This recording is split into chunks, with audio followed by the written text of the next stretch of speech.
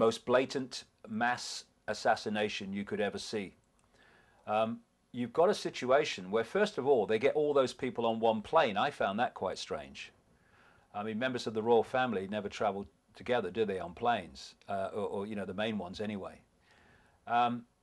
It's come down, and you can go on the internet, you go on my website, and you can see film of the crash site, and people were not allowed near it. Journalists were not allowed near it, but somebody got there with a camera. He's now dead, by the way. And was told, no uncertain terms, get away or else. You can hear it on the, you hear gunshots going off on the film. And there are no bodies, and there are no luggage, and it didn't actually crash from a great height, so you know it's pretty much intact. Where are the bodies, and where is the luggage? There's nothing. It's just a plane and debris from the plane in this forest. And the Polish administration were acting in ways that in many areas were not supporting the agenda. For instance, they rejected the whole swine flu thing. They wouldn't have it. Wouldn't have the mass vaccinations and stuff like that. And they're also they were also doing things with relation to Europe that didn't support the European agenda. And in one fell swoop, one plane crash going into Russia, which is an administration with Putin, etc., that I wouldn't trust to tell me the time in a room full of clocks, they've ended that whole Polish regime in one crash. They're back to a blank sheet of paper in Poland. We've got to start again, including academics, historians, all these things, all these people. And no way that was an accident. No way in the world that was an accident. It was mass assassination. And because the mainstream media are so pathetic, in fact, pathetic is not an adequate word to describe them, they get away with it. Okay, here's the news. There's been a plane crash and it was an accident and it's terrible and now we're going on to the next story.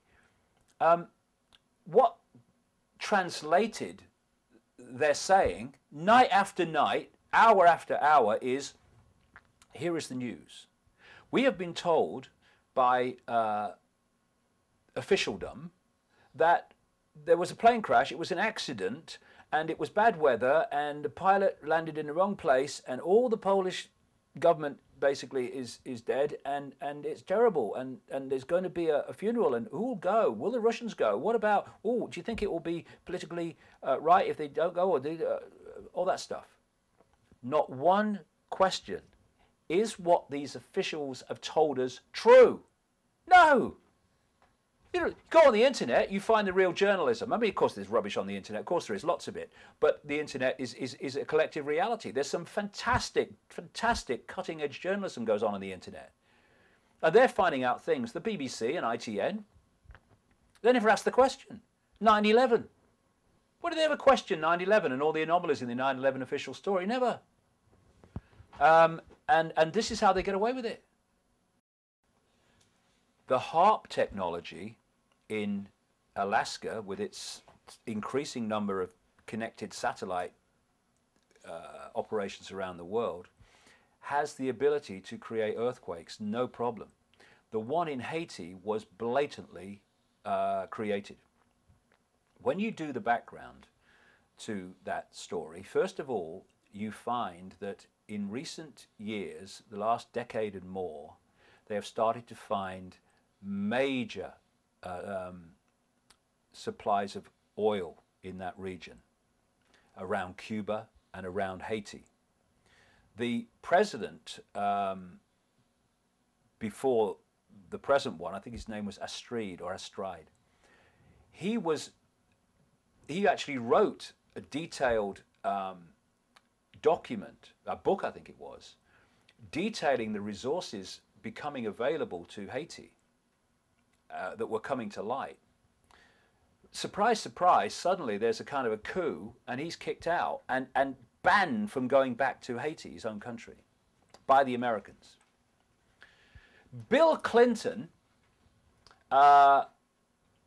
a total 100% frontman, drug runner, by the way. It's all in my books, along with the Bush family. They were working together in places like Arkansas.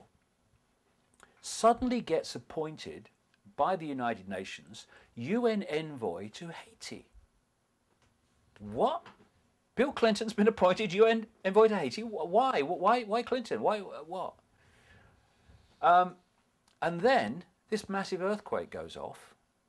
And as was pointed out many times in the immediate aftermath, vast numbers of American troops pour into Haiti immediately, not with supplies, but to take over the main airports and take over the country.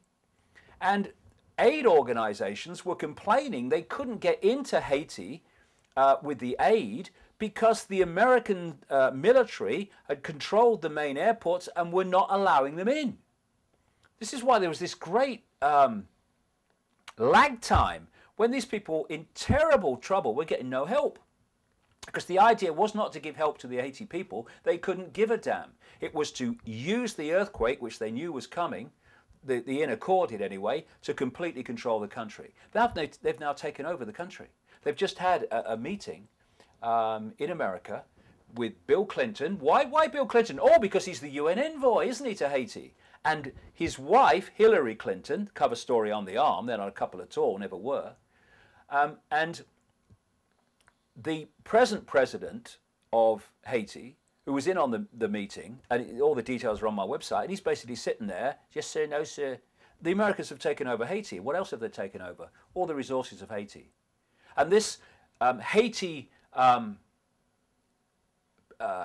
support help package that they discussed means that corporate America comes in and takes over Haiti and tells people where they're going to work and all the rest of it and how Haiti's going to be. They've taken the place over.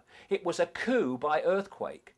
And when you understand the technology and especially where you've got these fundamental geological fault lines that from which earthquakes come, if you know where to target that fault line system with energy weapons, that's what we're talking about, directed energy weapons, the equivalent of a laser, in other words, that kind of feel, that energy targeted weapons, you can create that movement that causes the earthquake. And if you know what you're doing to the extent that these people do on the inside, you can even, to a large extent, decide what the effect of that earthquake's going to be and where it's going to most powerfully hit.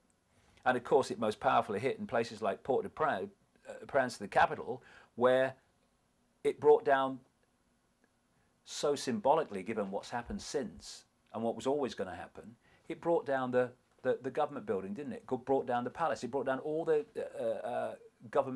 main governmental buildings, just collapsed them. And that's what they've done literally, and that's what they're doing symbolically in the aftermath of the earthquake. And people need to realize that it is possible to create these earthquakes. It's possible to create tsunamis in the same way by creating earthquakes under the ocean.